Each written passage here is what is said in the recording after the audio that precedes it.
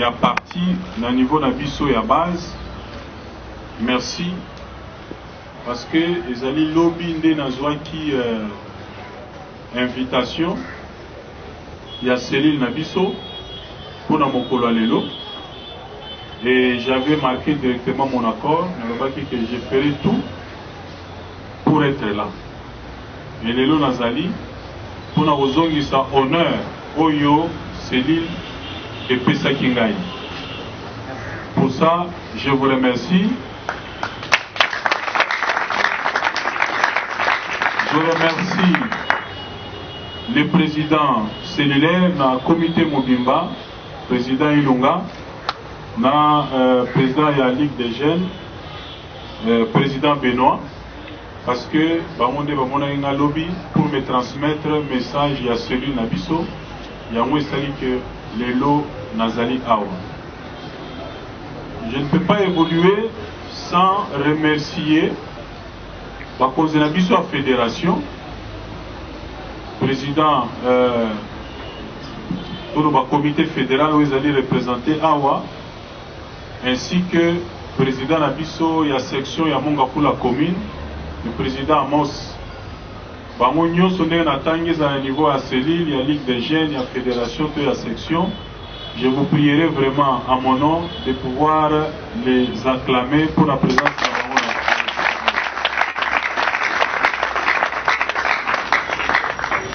Naïd Epes Tobo Sanité, ce n'est pas parce que j'ai été élevé au rang de ministre que ma cambo changé. Naïd Epes c'est la pyramide renversée. Donc, pouvoir ya solo, les alliés na bakozo bino boche na simanangai. J'étais d'ailleurs gêné tant on aille, bachelinga kiti liboso à drapeau, bango bavandi pembe. J'ai compris qu'ils ont accepté, ils l'ont fait pour me faire honneur. Mais na olinga honneur wana ezongelande bango. Tu peux avoir des diplômes, tu peux avoir des relations, tu peux être tout ce que tu veux, mais on va te demander de commencer à la base. Et cellule ya Masangambila, c'est la cellule qui m'a enfanté. Ezali awande ngai nazala nakoloba enrôlé, ezali na cellule oyo nde ngai nazwa carte na ngai en tant que membre ya IDPS, ezali na cellule oyo nde na bande ko participer na ba réunion na biso ya chaque dimanche, ezali pe cellule oyo nde place ngai na bandelaki ko déposer candidature na ngai en tant que candidat député na ba législative nationale. Donc toute la vie politique, même militante, et bandinde na cellule na biso ya Masangambila. Ezali cellule oyo eyamba ngai pe na esengo. Ezali cellule oyo soutenant ngai. La preuve, pour na Lukunga Mobimba, nous sommes allés aux élections. Il y a eu 1887 candidats pour na Lukunga Mobimba, pour 14 sièges. On était à 14 candidats, mais j'étais le seul élu. Il y a eu des personnes dans Lukunga Mobimba. Donc, pour na Lukunga Mobimba, cellule ya Masangambila, nde cellule ya Liboso et Bimisa député national. Il y a eu des personnes. Je ne pense pas être le premier, mais cellule ya Biso ya Masangambila, à part que Abimisa député national, mais cellule na biso pe et Bimisi lelo ministre national na niveau RPST.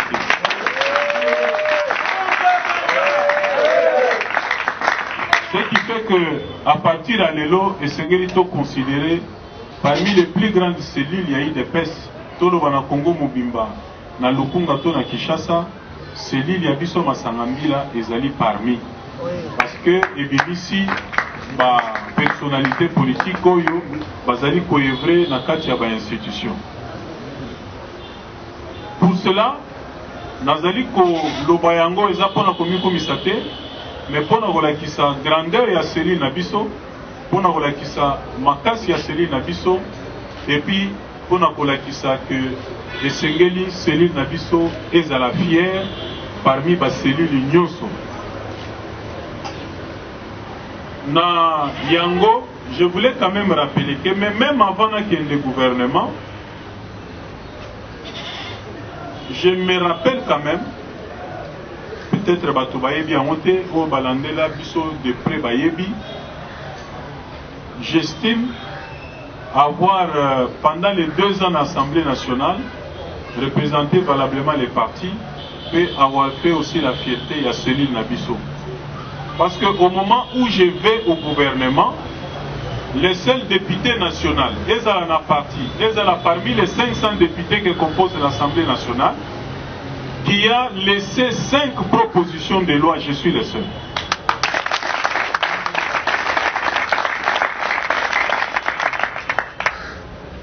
Moussala a député, les Alimi Balé, article 100 de la Constitution, c'est voter les lois et contrôler le gouvernement, les entreprises publiques, les établissements publics, n'a pas service public. Tant que Moussou Azera n'a côté Mouwekena Tonga Pont, à Moni Ponte, Moussou Azera côté Mouwekena Tonga Hôpital, n'a Tonga Te, il peut se dire qu'à ça là est le côté. Mais quand on veut évaluer le travail d'une institution, Batala Kananu, attribution à Ezanine, quelles sont ses prérogatives? Ceux qui vont se rappeler na yango, à ce moment-là, tu peux évaluer l'action de l'institution. De ce côté-là, dans le volet législatif, comme je vous l'ai dit, on a laissé derrière 5 propositions de loi. Et parmi les 5 propositions de loi, nous avons la proposition mounée sur le code du numérique. Vous vous rappelez, il y a une année, non, je crois, oui, une année et demie, le chef de l'État a rendu public son plan national du numérique. Dans le plan national du numérique à chef de l'État, il avait prévu que dans le Canabiso et Sengeli tous dans le code du numérique.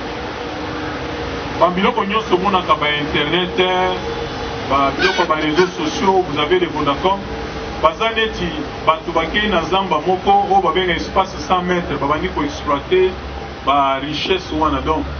Na Congo Lelo, na Makambo et Tali, aspect numérique, nous n'avons pas une législation où il y a pour réguler l'activité. Donc il y a ce qu'on appelle en droit un vide juridique.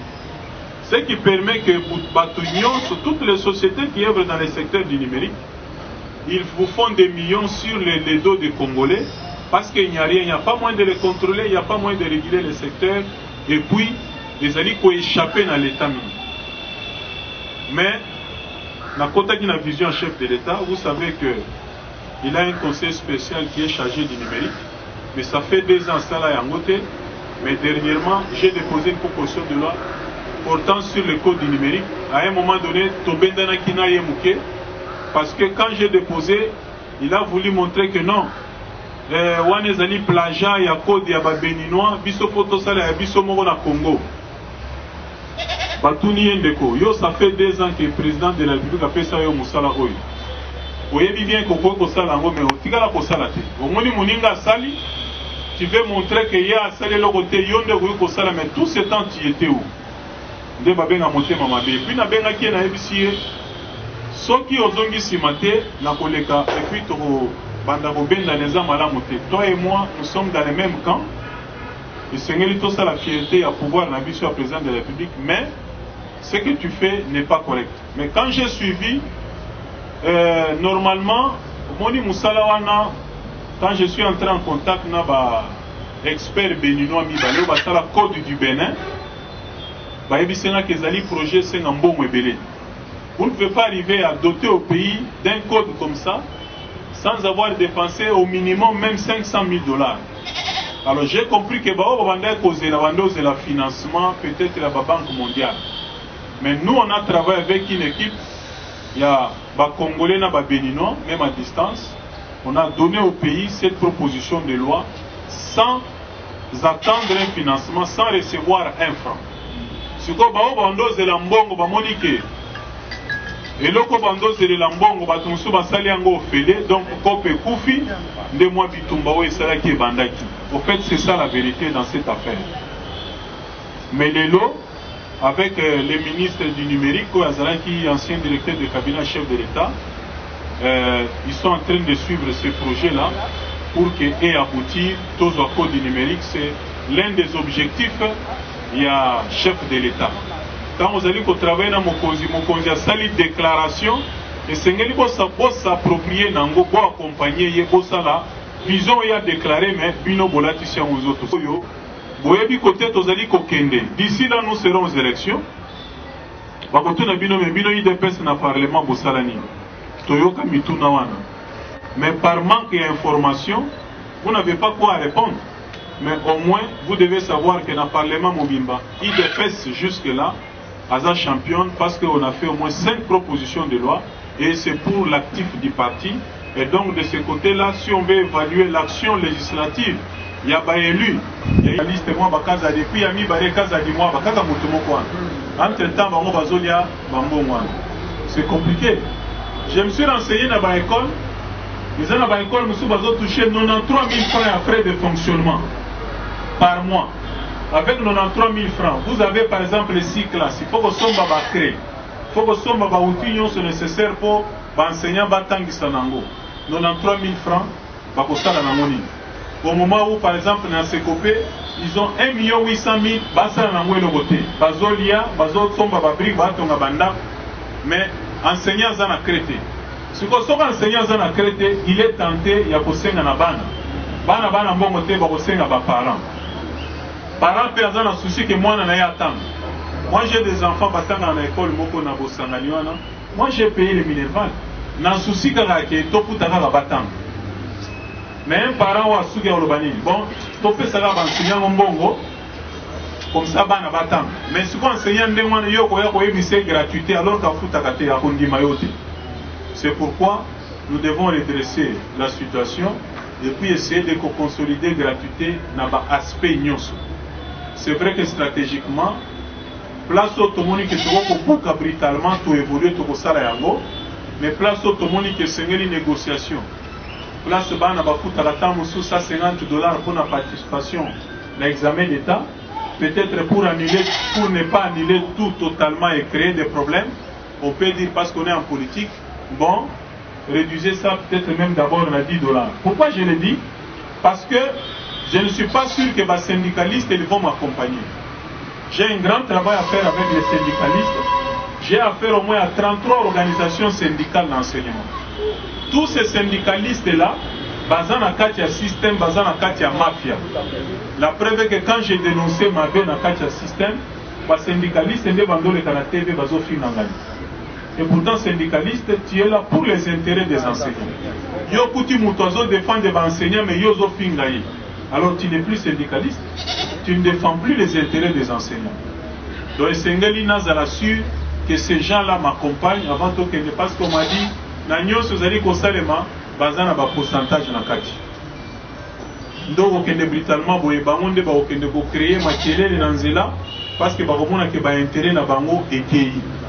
Donc voilà aussi une difficulté, on aura même, stratégiquement on va y aller, mais je suis trop sûr que avant 2023, Esengeli va vivre gratuité, Bazara, vraiment convaincu que IDPS à l'Obagamingi, mais vraiment, va trouver président Warrior et Esengeli qui a été dans la FST, et puis gratuité dans la FST. C'est vraiment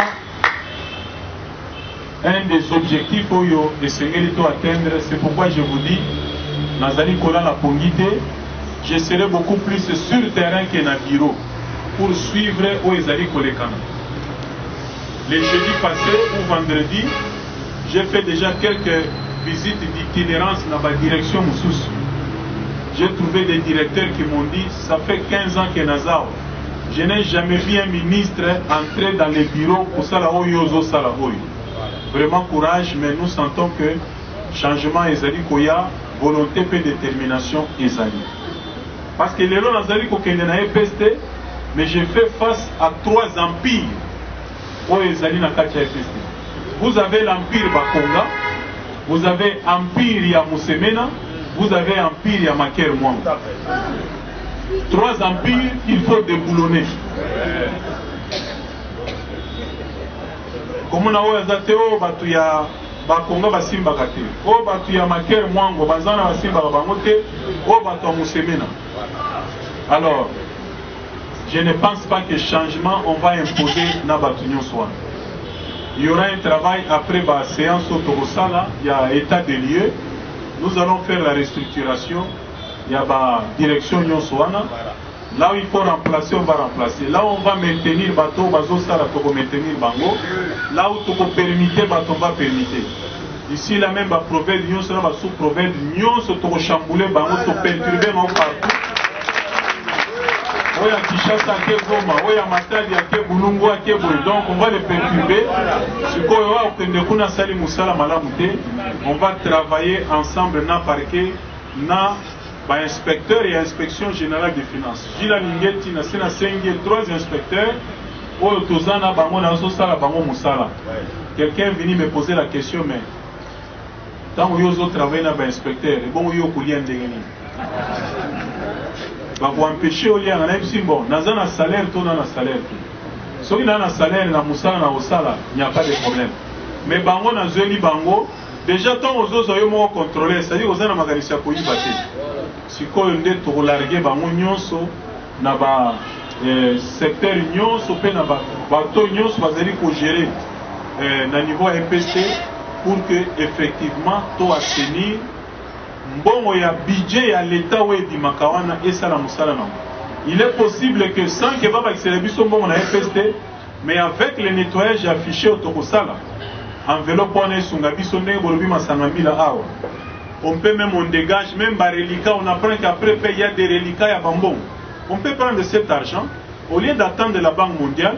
Dans le bimbo, tu as identifié dans le quartier Masangambi, le pan au mot de Somba. Tu sombi, tu tongi pe école, tu inauguré, tu chez Baba. Cela est possible. Mais pour que les enseignants soient nettoyés fichiers, tout le monde a agent fictif, enseignant fictif, école fictive, école privée, l'État va en charge. Dans le Mikorezali, je crois la semaine qui commence. Déjà, je suis le ministre où il y a un PST qui a souhaité Ayate. Mais malheureusement, ce que l'homme redoute, c'est ce qui lui arrive.